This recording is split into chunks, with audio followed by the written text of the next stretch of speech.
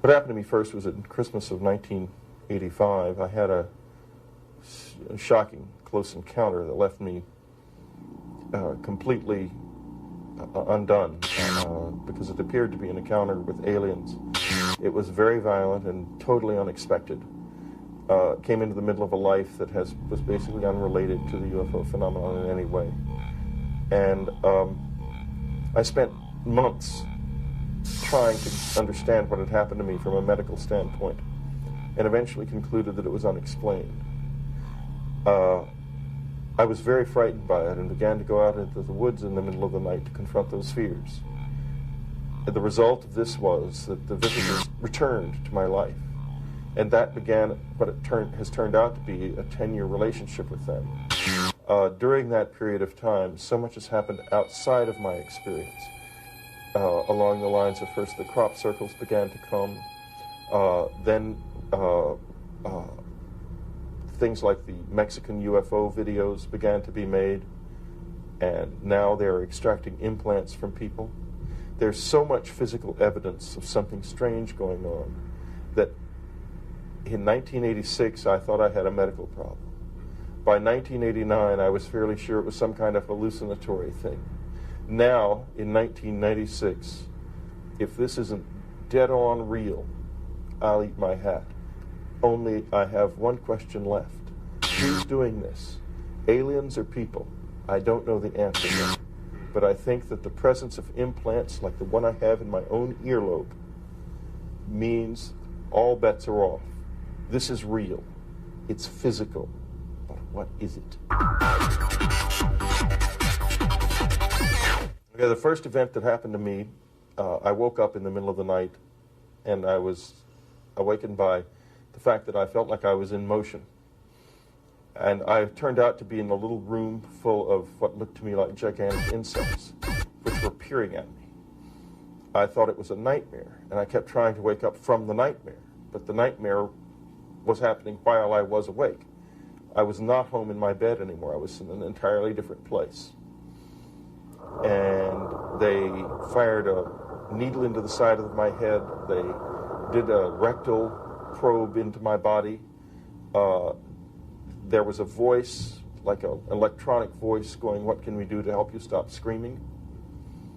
It was an appalling experience. It was indistinguishable from real life, except as I understood real life at that time, it was something that couldn't happen. That was the first experience. Subsequently, there were many different types of experience, close approaches, encounters, other abductions that eventually led to a situation that I live in now, where there's a very formal structure to the encounters, and they come only at particular moments, like I needed some information for the last chapter of the book I'm writing. I needed it from the visitors. There was no one else who could give it to me. There was an encounter, and I received the information I needed for the book. That's the kind of thing that happens now. In other words, it's become communication. At first, it was just dead-on attack. Now it's much more communicative. I wouldn't say it's pleasant, but it surely is interesting. And your state of consciousness at that moment is in the same domain we're in now? Yeah, I was just like I am now, except I was scared. I was just terribly scared. I couldn't understand what had happened to me. Where had they come from? What were they? Why did it look like that? My fear at that time, even while I was having the experience, was primarily not a fear of them, but a fear of the fact that I could not get out of this, because I thought I had become psychotic and that I could not escape from a hallucinatory horror. Of course, the thing is, it was not a hallucination. That's very clear to me now. It's been 10 years of questioning and searching for me to come to the point where I would say that. However, you can't not say that now. There's too much evidence that someone is here. Of course it was real. Can you kind of, on the Hopkins-Jacobs scenario? On the being abducted and put on a table? Can we talk a little bit about that? Well, I get letters from people who've had that and have the table thing as part of their thing, and the business about being a breeder and so forth. That's all got some substance to it, I'm sure, because we get so many letters about it. It's not the whole experience. It's a very complex experience. There's lots of different things happening to people besides that. But I think it's very valid to say that's probably part of it, yeah. Can you kind of extrapolate on that? I mean, about the variety of experiences that are being reported? Yeah, experiences range all over the lot. There are a lot of people who go different places in space-time or different places in time. There are people who encounter their own dead friends and relatives in the company of the visitors. There are encounters that appear to be related somehow to the psychology of the individual involved. There are sexual encounters that seem to have something to do not with breeding, but with some other kind of some other sexually related thing. There are straightforward breeder experiences where there are people who are having their sexual material affected in some way. I would agree with Hopkins and Jacobs about that. I think it's true. I mean, when I first started hearing about that, it hadn't happened to me, and I was very reticent about it because it seemed quite terrible. But I've met and talked face to face with people who have lived with this for years, and they're not lying. They're flat out not lying. We may not understand what that's really about, but it's very clear that what it looks like is that some kind of hybrids or something are being created by these people. That's what it looks like.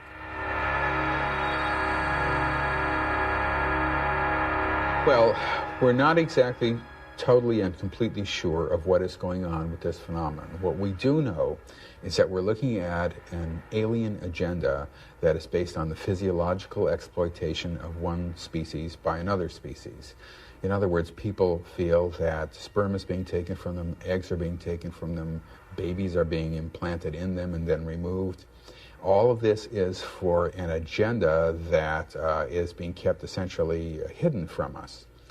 I look at this phenomenon with a certain amount of alarm. Other people feel that it's more benign than I might feel. But whatever it is being kept from us. I feel that if this were a phenomenon that were ultimately to help us, that we would probably know this and that the abductors would have made this clear, but this is not what has happened actually. And so I'm really very, very disturbed about what I've seen. My sperm was extracted from my body. Sometimes I say the aliens harvested my sperm, and it was inseminated into another human being, and an embryo was created as a result of that series of events. Those experiences led to what I perceive as a higher order experiment which the aliens were conducting. They were successful in extracting sperm and creating a human embryo in the physical conscious world. Their main concept was creating a hybrid breed. At least that's what they told me, that they were trying to create a race of people that could live in our atmosphere and in their atmosphere. And they had not yet produced that person. Now, on another occasion, I remembered being shown a baby that really favored my grandson a lot. If you would, give it the slant eyes, they weren't as big as their eyes, but it looked human. And I knew that this was my child, and I wanted to take that child with me, but they said that it would not be able to live in this atmosphere. I've learned a big lesson in the past 10 years. If it looks like a wrench, call it a wrench, not a device. Call a spade in the thing. Until you understand another level of it, if it looks like they're making hybrids, let's say they probably are. Because this is so deceptive, this thing. You gotta stay with what it looks like. Keep it simple. Is hypnosis an effective? It's a tool. Now, if it's used right, it's a good tool. But using it right is something we really don't know enough about yet.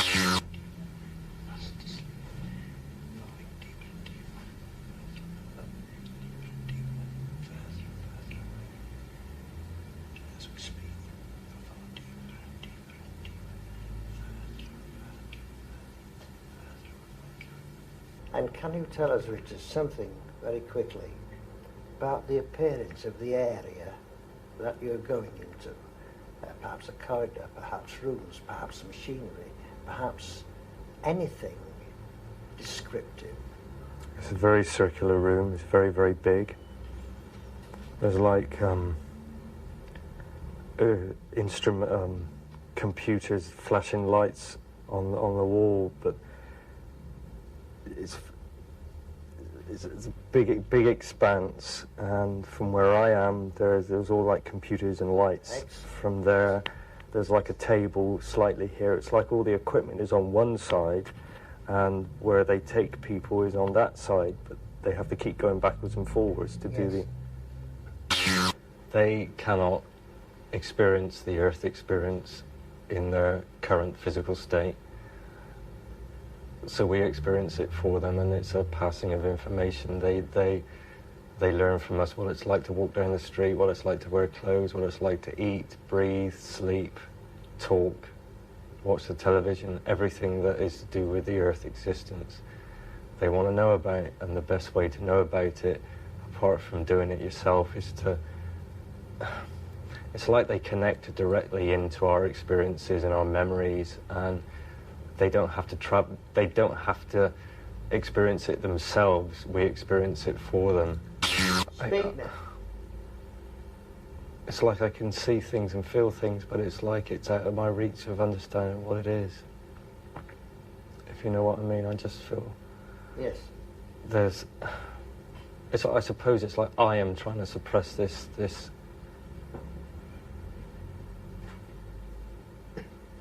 I can't. I can see it, but I can't formulate it in my head. I can't express it for you. I can't. Does it disturb you? Yes. It disturbs you. We'll leave it. There's lots of problems, not because of the fact that the hypnotists are incompetent or insincere, but because we just don't know enough about the way that process affects the mind to be certain that it's useful. Well, like, for example, Daryl Sims and Bud Hopkins use different types of hypnosis and get different results quite often from people. Why is that? We need to, it's not that either one of them is doing it wrong or doing the wrong thing. It's just that we don't know quite how that works yet. Is that the therapist affecting the situation? I mean, the therapist. Oh, I think there's far less of that than people assume. So people. How do you describe the fact that they're all working in the same domain, but looking at different, drawing out different aspects? Is that, and you're saying that that's not the effect of the therapist affecting the... We don't know why it's like that. It may be the hypnosis technique. It may be some kind of interaction with the therapist. I'm just not sure. But the thing is, hypnosis is really rather irrelevant to me. It's all of the things that are attempting to find motives and observational details and so forth are unimportant. What's really important, and the reason I've changed my position so much over these past few years, implants are being physically taken out of people. Therefore, this is real. I mean, I'm just going to stand on that. It is real. I don't know whether the implants were put in by aliens or not, but I do know they're there. And to me, until we figure out what that's about and who put them there and why, we don't know anything about this experience. All we really know about this experience is the implants are real. Is that the basis of you saying there is physical proof? Yeah, absolutely. I mean, you take a person who has remembered alien experiences under hypnosis, remembers an implant being put in their leg, they're x-rayed, the implant is seen, and then it's removed by a doctor, and that has happened.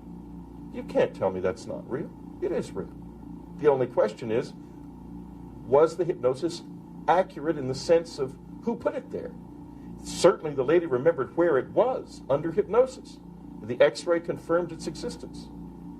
But did she remember under hypnosis who really put it there or not? We don't know, because we don't know the effect of the implants, and we don't know whether or not if you got past all of the interference, you wouldn't find soldiers putting it into her. Or it might be there really are aliens out there doing it. We just can't be sure of anything right now. This is a time not for answers, but for questions. I've seen too much from the secret government to jump to the conclusion that any of it is being done by aliens. We have to be sure first that it's not being done by human beings. I include in that, by the way, the UFOs that are appearing in the skies and being videoed, the whole phenomenon. The reason is that if you read the documents that have been declassified under the Freedom of Information Act about the MK Ultra project that was conducted by the CIA in the 60s and 70s, what you read there is the activities of psychotics engaged in insane programs that used and abused the minds of innocent people in ways that make the activities of the Nazi doctors at Auschwitz look tame. And this was done by Americans in the continental United States under a cloak of secrecy. It is among the most evil things that human beings have ever done to other human beings. It was done by the United States government's Central Intelligence Agency. That is a real, true fact. MK Ultra was a real program. They induced people to become psychotic using LSD. It's in black and white. It's in court records. It's real. People who did something like that are capable of anything. The fact that those people remain concealed behind a barrier of secrecy from public scrutiny means that objects appearing in the human body in this country, implants that seem to have something to do with mind control, we have to investigate first the secret government. Second, we look for aliens. We've got a monster on our hands behind the cloak of secrecy. We've got to get rid of it. Our country has cancer. Our country's freedom is dying of the cancer. The cancer is called CIA, NSA, NRO, DIA. Those are the acronyms of the death of freedom. Yeah, the National Security Act. Yes. And what was it that kind of turned you around into looking at terrestrial origins of these encounters? Because I remember when this implant was put in my ear, and I saw the people who did it, and they were people, not aliens. Can we talk a little bit about the nature of the experience? I mean, sort of the structure of it. You refer to their hyper consciousness in a sense. Can we talk in that domain, the domain of consciousness? How it affects you, how their consciousness affects you? What's the nature of that experience? Okay, the other level of this is there is certainly a level of consciousness in this thing that is beyond the human. Whether that I'm talking about aliens or not, I don't know. I'm talking about something greater than mankind. And you tap into that consciousness every once in a while. And when you do that, you become free of time, for example. You begin to be able to move physically through time, which is, it seems impossible that someone would sit here and say, I have gone back in time. I have walked the streets of other days, but I have done it. I have absolutely done it. No question in my mind about it, it's true. And I know a lot of other people who have too. When this other level of consciousness comes into play, things change. I look at it this way. There's a dark, demonic, evil level of this thing. And there's also something very sublime connected with it. I want the sublime part, and I want the evil part away from me. But then that's all part of the experience, so how can you say that? I mean, you have to kind of accept both extremes, don't you? To get to the I don't think so. I don't think a good person has any reason to expect evil in their lives. Mm. But that's part of the experience. But okay, so then that's our own fear being projected through the experience? I wouldn't say into so. The experience? I've seen evil. I've seen evil things done. Mm. I think putting implants in people without telling them what it's about is evil. Mm. It may be, I don't believe that the ends justify the means. That's not the ethic by which I live. I don't do things that are evil in order to achieve a good end. If you can't achieve, if you achieve a good end by evil means, it's not a good end. So therefore, these things don't belong in us, but they're there. Can we talk a little bit about, let's talk about your book and the impact of your book. I mean, and also, this idea that it's real fiction in a way. I mean, because most people don't have access to what you're discussing. I mean, not now, but they will, believe me. Yeah, but in their experience, now they don't. So what was the response to your book, and can you kind of talk in that? Well, first of all, it's not a book. You're looking at a life. This is a man's life being written down in words and spoken on radio and television and in lectures and so on and so forth. It's a bunch of books. Communion, Transformation, Majestic, and Breakthrough, and then in next February, The Secret School. That's what it is, a whole life. What's the reaction to it? Well, frankly, at first there was a lot of skepticism. But every day that passes, more and more people are waking up to the fact that I'm onto something, that we are all onto something. The whole community of people involved in this are. We don't know what we've got yet, but we've got something by the tail, and it's beginning to buck and kick. I'm not going to let go of it until I know what it is. Absolutely not. Would you consider your experience as one of contact or abduction, or a mixture of both? Or can you make that? Oh, there's only been one or two real outright abductions where I have literally waked up in the presence of apparent aliens. Once or twice. Maybe 3 times. Mostly they've been much more in the nature of contact experiences. And some of them, I would say, have the quality of reality about them. I would be surprised if it wasn't alien contact. But as I say, until I know for sure what the government's been doing, I can't say that for certain. I've got to get that sort of static cleared out of the system first to be sure that it's not an illusion induced by some kind of psychotic government agents bent on creating a new religion or something. I mean, goodness knows what kind of lunatic nonsense they could come up with. But I will tell you this, that you want to find psychosis in our country, people in need of therapy. Go to the secret government and you will find people who desperately need to be on the psychiatrist's couch. The problem is, instead of being on the psychiatrist's couch, they have absolute power and the possession of unlimited sources of funds and technology of almost unbelievable potency. We've put psychotics in control of the most powerful weapons in the world. And then closed the door and said, go do this on your own. And crazy stuff is starting to come out of there, and we better watch it because we're in trouble. Is there a central message to your contact? And is that coming from human formed beings, or is there a presence that you... The central message of my life is that the human soul can come free and be free in this world. There is no reason in the world why we cannot understand who we truly are, why we are here, where we are going, while there is no reason why the average individual cannot be fully empowered to meet the cosmos on his own terms. We are incredibly powerful beings. The whole system that we live in drills into us that we're powerless, that we're weak, that our society is evil, that it's crime-ridden, etc., and so forth. It's all a big, fat lie. We are powerful, beautiful, extraordinary. We have to wake up to that, and when we do wake up to that, we're going to sweep aside the cancer that is eating our government. We're going to find out the truth about whether or not there are aliens here, and we're going to be able to learn to work with them productively if they are here. Now, is this part of the message that's coming from your... This is the message that comes from me. From you? I can't tell you that I've got a message from on high. I'm just an ordinary guy, and I don't get messages from on high. Any message that I come with, I evolved in my own being and mind. Are there let's talk a little bit about precedents. Is this part of a larger reality, sort of a hierarchy of beings?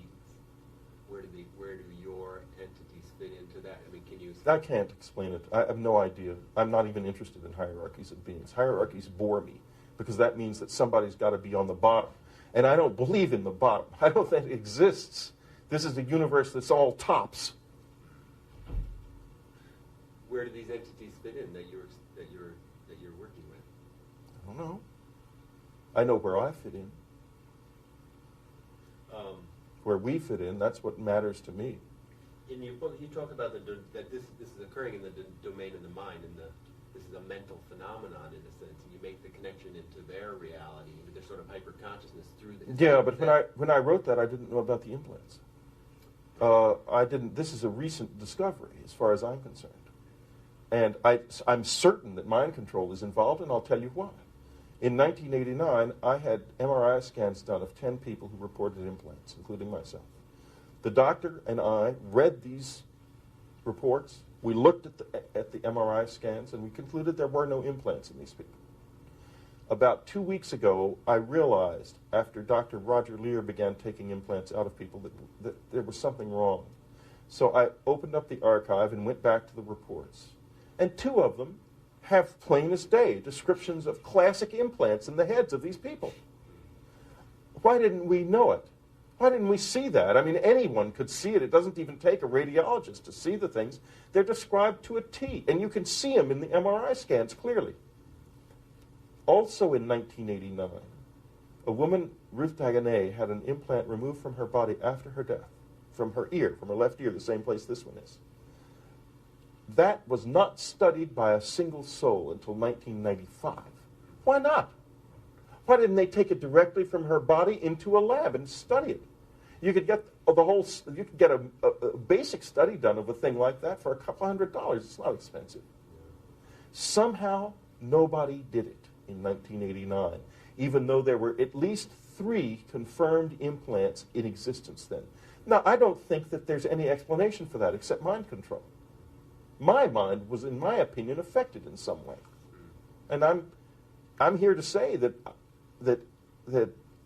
we have lost 6 valuable years because we could have known about the implant 6 years ago and we didn't. Have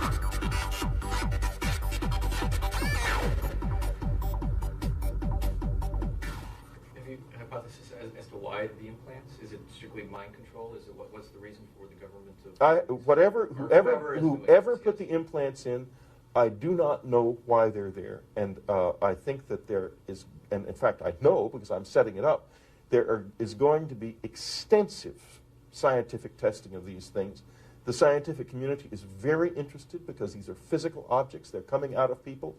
They're anomalous. They cannot be explained away, no matter how many paid-off prostitutes the government puts on TV to explain them away. They can't be explained away. There's no way to explain them. They're there. Is the nature of the experience a mystical experience, or is that just how we perceive it? I don't know the answer. I don't know whether it is a mystical experience or simply that's the way we perceive it. All bets are off now. This physical evidence means that we don't know what we're dealing with anymore. We have to start anew in that respect. And where we start is understanding the implants and what their function is and what they do. And it's not impossible. It's not technology so far beyond us that we can't possibly understand it. I already know a certain amount about the implants because there's already been some initial studies done.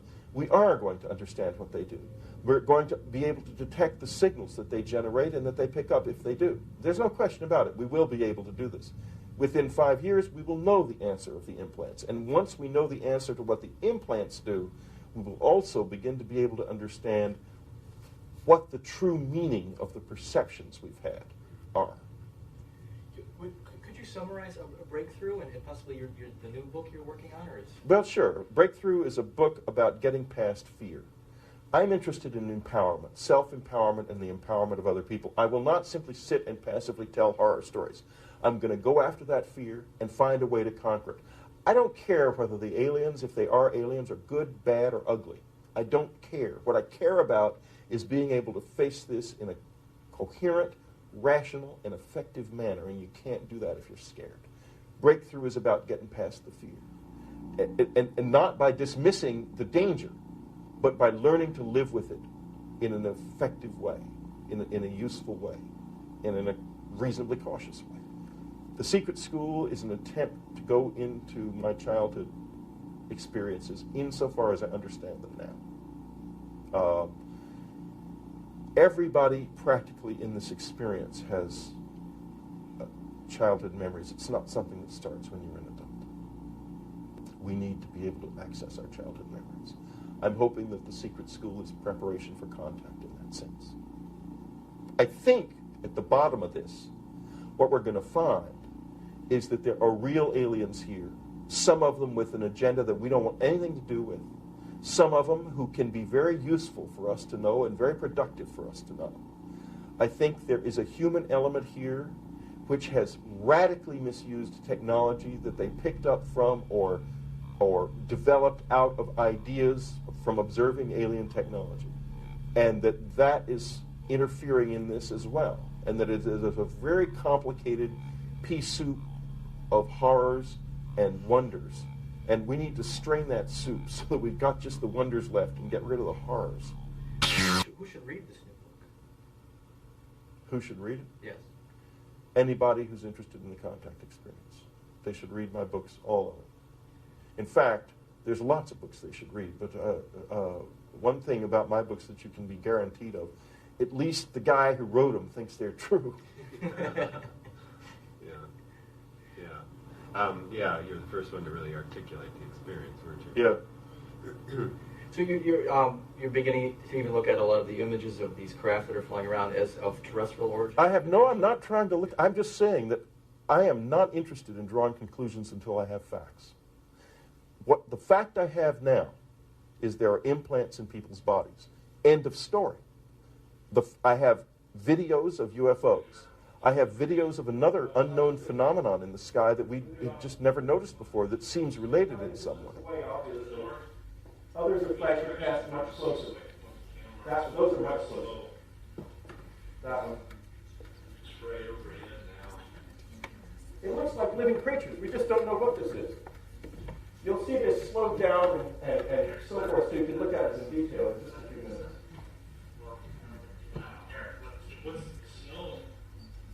And this is just a cloud in high contrast. It's not significant. Watch now as it comes out and it moves with the flexibility of a living creature. What was that? Some of those are just an unknown phenomenon. We don't know what those are. They're obviously not conventional UFOs, but there's something strange. We have the crop circles. The crop circles are real. The attempt on the part of the intelligence community to debunk the crop circles was lame and vile. They used national public radio as the means by which they spread their lie about their crop circle makers across the United States. It was immediately picked up by all of the media, and closure was put on the crop circles in the media, completely, in the United States and in England with this. This was a designed intelligence operation, a propaganda move carried out illegally against the American people. The people who did this, and I include in that the executives at NPR who made the decision to put it on the air knowing that it was not true, should be put in jail. They belong in prison. They violated the law. They committed felonies. One quite prominent, in fact, a Nobel Prize-winning physicist told me 5 years ago, he said, Whitley, if one word of this book is true, science has taken a kick in the shins because we've been lied to. He said to me 3 days ago, science took a body blow. We've been lied to, more than lied to. He said, I'm beginning to suspect I'm looking at one of the most evil things that has ever been done on this planet, and that is the concealment of the greatest secret of the greatest secret that mankind has ever known. I said, you're jumping to the conclusion that it's aliens. And he said, of course it's aliens. I said, wait a minute. Let's be clear about this. Don't do that. It's implants right now. It's crop circles. It's video. We don't know if it's aliens yet. Let's look through the implants, the video, and the crop circles and see what's on the other side of that. Then we can decide it. The secret government is like any kind of wild animal. It will do anything to survive. It will do anything it can to survive. It's going to be hard to break it. But if we want an American republic and a free country, we have to break it. The secrecy has to end in toto. It has to be possible for the average citizen to turn on his computer and get any piece of information that the government possesses. Or we don't have a republic.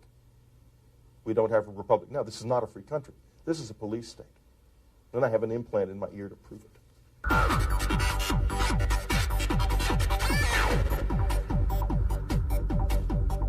I only know this, that what I intend to do with this is is everything I possibly can to make it useful. I'm absolutely not going to sit back passively. That's the one thing that's true. Whether or not somebody chose me for this, I don't know. But if somebody chose me, if they chose me to go out there and terrorize the American people or keep them passive in some way, they picked the wrong guy. Because I'm going to go out there, I'm about freedom and empowerment. And I believe totally from the depths of my soul that the average individual, the average person walking the street is an extraordinary, amazing being. And I want to see those beings wake up to their power. I am human. I can tell you a lot about human being and my being. But I'm not going to try to tell you about something else like that, especially with as little information as I actually have. What domain am I in? Am I in a domain generated by some computer in Washington? Or I am in a domain that involves real contact with aliens? I don't know the answer to those questions yet. And until I do know the answer, how can I possibly discuss that? I can't. So you're talking about the limitations of your own consciousness? I'm talking about the limitations not of my consciousness, but of my knowledge. And it's affecting your consciousness. Is it affecting your consciousness in the sense that it's Well, opening look, up your consciousness? let me tell you something that's very interesting is happening right now. The implant is actually firing off at this moment. The ear is getting hot. The ringing is starting. We've turned it on by this conversation. Well, we're talking about that. Well, we're talking about right now, in the past few minutes, the past 5 or 10 minutes, it's turned itself on. It's on now. Now, isn't that amazing? That a man can sit here and tell you that right now the implant is functioning. We've learned that much about it just in the past few weeks, just since we found out they were there. What does it feel like subjectively? It's hot. The ear is hot. And there's a ringing sound. And in a few minutes, if it stays on, the ear will get very red because of the heat. It's red now. Yeah, the ear is literally red now. And the temperature of the ear right now is about 101 degrees. It'll go up as high as 107. And when it's 107, it'll be bright red. I mean, I'll tell you this. You couldn't have asked for this is actually, you may even be able to pick up the redness of this ear on television. I don't know. Yeah. I don't know if they can see it or not. Yeah, there's a definite color difference. Okay. Well, that's an example of an implant actually functioning while we're doing this interview. Did we piss it off? I don't know what we did yet. I only know that there was some part of this conversation that caused the implant to turn on. I don't know what part. I don't know whether we angered them or whether it's interest or what it is. But I do know that it turned on, and you can see it. Well, we spoke a lot of stuff, anti-government, It was interesting that when we were talking about the government is when the implant turned on, not when we were talking about the visitors.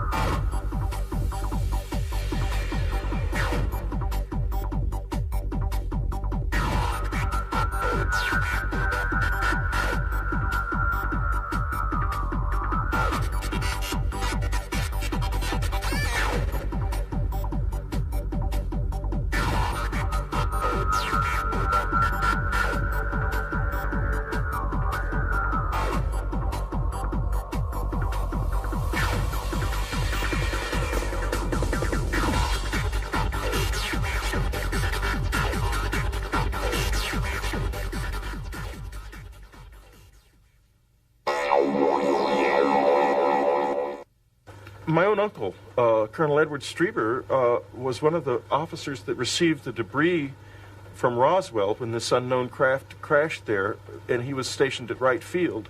And part of his assignment was to find to create a secure containment for some of this debris. And his best friend, General Arthur Exon, has gone on record in interviews in various books detailing a part of his personal experiences working in the Air Force in this area. It's just the fact that it's been held secret doesn't mean it doesn't exist, but the secrecy's wearing thin. No one's trying very hard to keep it anymore. It's not exactly like it was 5 years ago when they would tell you, well, this is the greatest secret the United States possesses, and then you'd find out the people who were supposed to know all of the secrets didn't know this one. It was really strange. But it's an open secret, at least in the political community in Washington. In fact, Colin Powell, I believe, in the last interview he gave before withdrawing from his candidacy, possible candidacy as president, said the next president will have to deal with the UFO issue. All of our friends in New York and Washington, we had friends in the political field, we had friends, because some of my books previously have been very political and very involved in the Democratic Party politics and so forth. That ended. We ended up with two couples who stayed our friends in New York, and everyone disappeared in Washington. But then over the next few years, they came creeping back to ask questions about the visitor experience and the aliens and stuff. They were fascinated. So most of the old Washington friendships have started up again, I'm glad to say. The Pope has said if there indeed turn out to be people from other worlds here, we should recognize their validity as creatures of God. And I think that's the position of the Church. I call the work I'm doing now, I say that it's about mankind entering the cosmos. And I think we're certainly just as good as any kind of beings and creatures I've ever seen. So my opinion is we belong out there with everybody else, if indeed everybody else is out there. I have no idea whether the universe is teeming with life or not. We have a sample of one planet to work from. It's not much. I think that the Hubble Space Telescope is beginning to suggest there are quite a number of stars with planets. And if that's the case, then inevitably there would be a lot of life in the universe, yes. But bear this in mind. The window that the Earth revolves in is only about 100,000 miles deep. And if it wasn't for the existence of this moon running around the planet, life would not have evolved. We'd have 300-mile-an-hour winds on Earth because of the velocity of rotation. So this little machine that has created all of this life here is actually an incredibly rare formation between a planet and a planetoid that just happened to be just the right distance from a star to where it's neither too cold nor too hot. So, given that, while I might say the universe would be teeming with life, it's not going to be overflowing with it. The thing is, there are so many stars that even given the fact that that rare structure would be so unlikely to form elsewhere, there might still be 200,000 or 300,000 other planets with conscious life on them.